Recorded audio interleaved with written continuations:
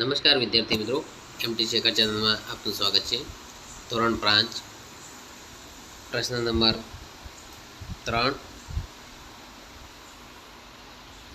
પ્રથમ સત્ર અસાઇનમેન્ટમાં આપણે આજે જોઈશું પ્રશ્ન નંબર 3 વિભાગ અ નિમ્નલિખિત કાવ્ય પંક્તિઓ પૂર્ણ કીજીએ। એટલે કે વિદ્યાર્થી મિત્રો અહીં તમને કાવ્ય પંક્તિ આપી છે જે તમારે પૂર્ણ કરવાની રહેશે। એક અહીંયા 3 કાવ્ય પંક્તિ આપી છે, જોઈએ। एक बड़ा होके देश त्याथी આપણે કાવ્ય પંક્તિ શરૂ કરીશું અને બઢાઉંગા કદમ ત્યાંથી આપણે પૂરી કરીશું।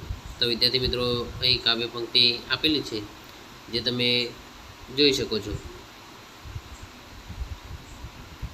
નંબર 2 ધૂપ में पसीना ત્યાંથી આપણે કાવ્ય પંક્તિ શરૂ કરીશું અને બઢાઉંગા કદમ ત્યાં પૂર્ણ કરીશું।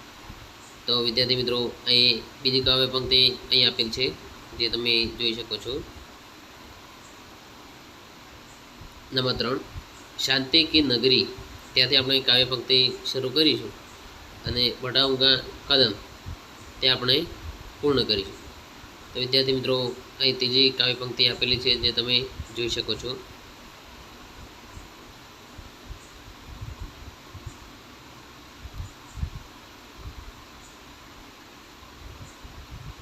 તો વિદ્યાર્થી મિત્રો આપણે જોયું તેમ અહીં નન્હા મુન્ના રાયું કાવ્ય પંક્તિ આપેલી છે જે તમે તૈયારી કરવાની રહેશે। પ્રશ્ન નંબર હવે જોઈશું પ્રશ્ન નંબર 3 તેમાં બ पुस्तक में से उचित शब्द चुनकर रिक्त स्थानों की पूर्ति कीजिए। 3 रिक्त स्थान એટલે કે કૌંસમાં 2 શબ્દો આપ્યા છે અને તે 2 શબ્દોમાંથી બંધબેસતો શબ્દ મૂકી અને ખાલી જગ્યા પૂરી કરવાની છે। જોઈએ એક હમ ખાલી જગ્યા। તો વિદ્યાર્થી મિત્રો વાક્ય રચના શું હશે? હમ પઢતા હૈ કે હમ પઢતે હૈ? તો સાચો જવાબ છે पढ़ते हैं। वाक्य बनશે हम पढ़ते हैं। नंबर 2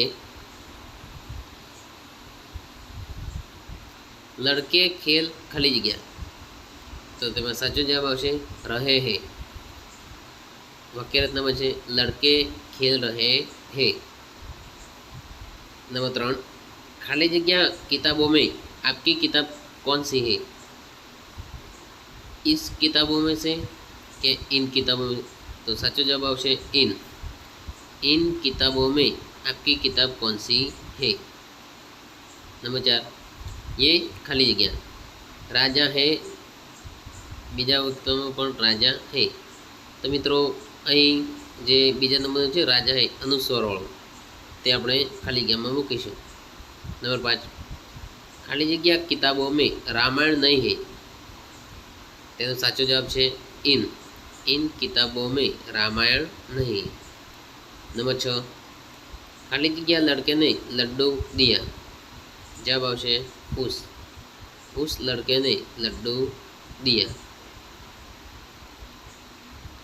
नंबर 7 हम खाली जगह खेल रहा है खेल रहे हैं साचो जवाब आवशे खेल रहे हैं। हम खेल रहे हैं। आगळ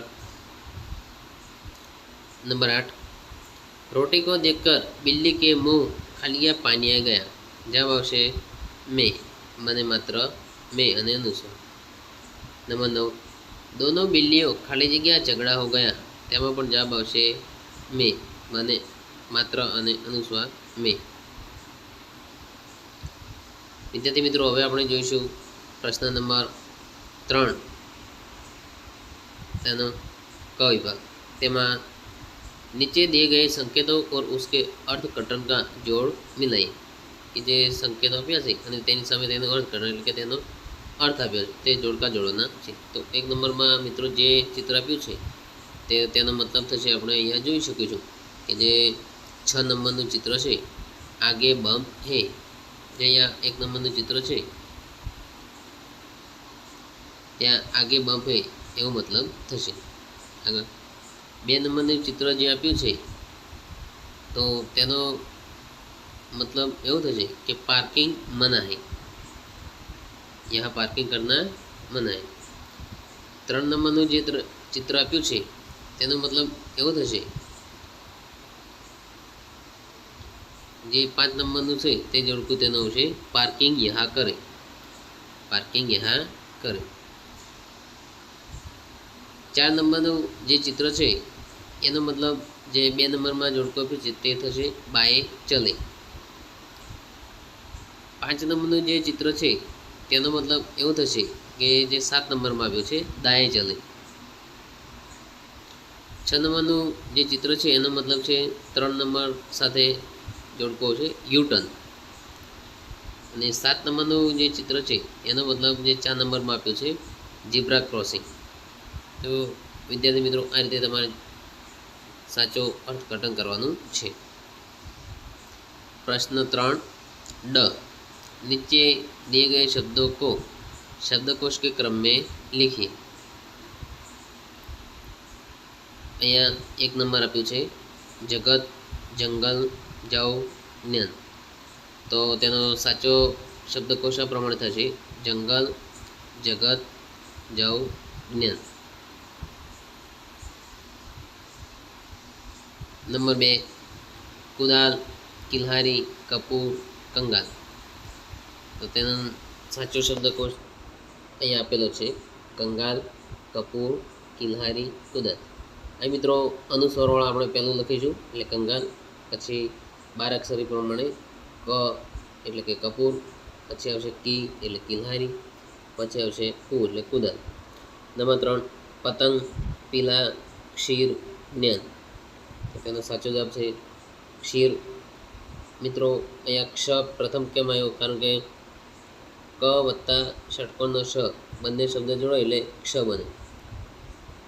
ક્ષીર, જ્ઞાન, પતંગ, પીલા એ તેનો સાચો જવાબ થશે. નંબર 4 સાઈ, સાધુ, સાર, સંપત્તિ. તો તમે સાચો શબ્દકોશ છે સંપત્તિ, સાઈ, સાધુ, સાર. આ રીતે આપણે શબ્દકોશમાં ગોઠવીશું. વિદ્યાર્થી મિત્રો આ તો પ્રશ્ન નંબર 3. આગળના વિડીયોમાં જોઈશું પ્રશ્ન નંબર 4. Thank you.